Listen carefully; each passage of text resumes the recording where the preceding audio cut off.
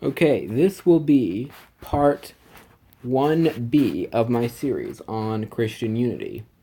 In part 1A, I discussed that there were two types of Christians in the first century, Jewish Christians and Gentile Christians. In this part, we will be looking at a controversy which arose. Now, the picture depicted here is a depiction of the Council of Jerusalem. Now, I used this in my first video on Christian unity, but here it's actually more relevant because we're going to be discussing the Council of Jerusalem. And so let's read about this controversy that arose in the first century. But some of the sect of Pharisees who believe and rose up, saying, "It is necessary to circumcise them and to command them to keep the law of Moses." Now the apostles and elders came together to consider this matter.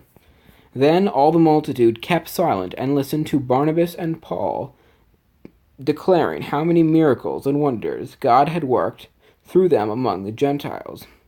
And after they had become silent, James answered, saying, "Men and brethren, listen to me. Simon has declared how God, at his first visit to the Gentiles, to take out of a people for his name, and with this, the words of the prophets agreed, just as it is written, after this I will return and rebuild the tabernacle of David, which has fallen down, and I will rebuild its ruins, and I will set it up, so that the rest of mankind may seek the Lord, even the Gentiles who are called by my name, says the Lord who does these things. Amos 9:10-11.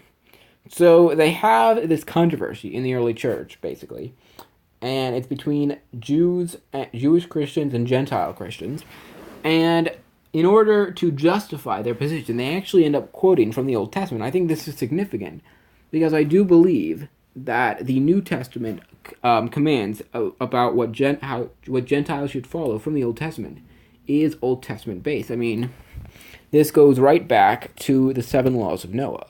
And they're going to make a reference to this later on here. So it says, "Known to God from eternity are his works. Therefore I judge that we should not trouble those from among the Gentiles who are turning to God, but that we write to them to abstain from things polluted by idols, from sexual immorality, from things strangled, and from blood. For Moses has had, throughout many generations, those who preached him in every city, being read in the synagogues every Sabbath."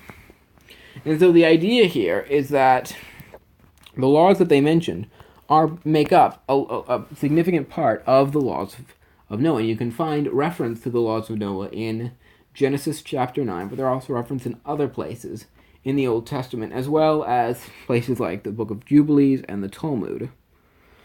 So the idea is that Gentiles can come to God without officially converting to Judaism. And that's very significant, how you can have sort of two groups of Christians who disagree on certain issues of what they do, yet they're still, according to this passage, both considered Christians. But that the only problem is when one group starts to call out the other group and says that they have to follow their teachings. So when the Jewish Christians start to say to the Gentile Christians, you have to follow our commandments, and as we're going to see in later videos, the reverse is also true. For example, there are many parts in Paul's epistles where he commands Gentiles not to criticize or not to make fun of the Jews for following the laws of Moses. And that's very significant. Like this, for example, happens in Romans chapter 3 and other places. And we're going to discuss that in later videos. But the point of this video is to show that in the first century, the main thing which divided Christians in the first century was not necessarily a difference in what they did, but in one group saying that the other group could not be saved unless they followed our method.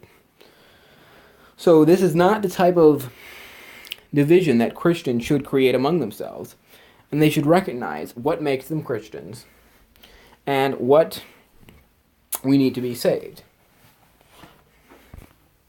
And so that ends part 1B of my series on Christian unity. Thank you, and God bless.